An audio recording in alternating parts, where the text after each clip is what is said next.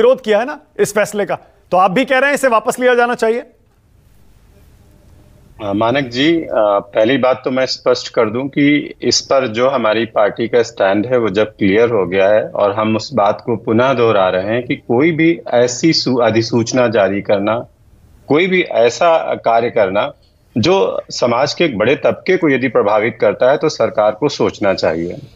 दूसरी बात यह है कि मुझे लगता है वाजपेयी जी ने भी उस बात को कहा है और मुझे लगता है पैनल में सभी लोग इस बात से सहमत हैं कि इसकी टाइमिंग बहुत गलत हो गई है।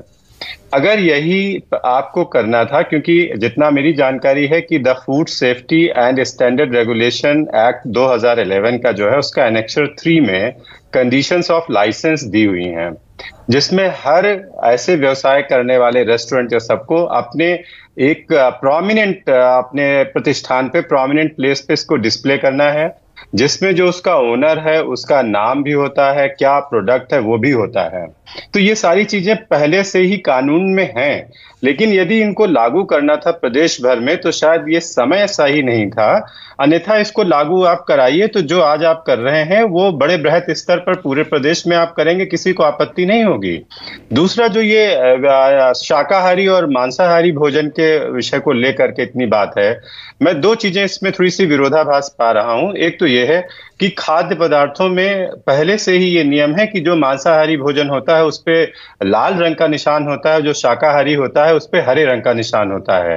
तो यदि आपको बोर्ड पे करना ही है तो हर बोर्ड पे लाल और हरे रंग का यदि निशान लगा दिया जाए तो अपने आप में विजिबल है कि ये शाकाहारी भोजनालय है, ये मांसाहारी भोजनालय है। दूसरी जो बात है कि नामों का साइज जो मुझे दिख रहा है दुकानों पे, आप इतना इतना बड़े नाम का साइज क्यों डिस्प्ले कर रहे हैं? अब मैं उस हाईवे से गुजरा नहीं हूं कि क्या 2 ही 3 ऐसी दुकानों के नाम या ऐसी जाति और धर्म के नामों को डिस्प्ले किया जा रहा है या यथार्थ है। यदि ये यथार्थ है तो ये वाकई में चिंतनीय है, क्योंकि किसी को भी इस तरीके से डिस्प्ले नहीं किया जाना चाहिए। मैं बहुत सहमत हूं इस बात पे कि हमारा मुल्क हिंदू, मुस्लिम, सिख, ईसाई सारे लोगों से मिलके एक बहुत ही सुंदर देश का निर्माण है। गंगा जमुनी तहजीब में हम सब रहते हैं और भाईचारा आपस में कायम रहे, ये बहुत छोटी बातें हैं। इस देश को बहुत तरक्की करना है, बहुत आगे जाना है और हमें लगता है हमारे यूपी उत्तर प्रदेश की सरकार में हमारी भागीदारी है और हमारे मंत्री महोदय उनसे योगी आदित्यनाथ जी से मिलकर के संभवतः मुझे लगता है कल ही शायद वो मिलेंगे। हम अपने कंसर्न सरकार से केंद्र में और राज्य में दोनों रख रहे हैं कि यदि ये सही है तो इस पे सरकार इंटरवीन करे और वो कार्य ना होने दे किसी भी कीमत पे, क्योंकि ये प्रशासनिक एक बहुत बड़ी चूक दिखती है प्रथम दृष्टया यदि मैं कहूं। प्रशासनिक चूक कैसे हो सकती है? सीएम के दफ्तर से आया मेरे ख्याल से, जहां तक हम जानते हैं।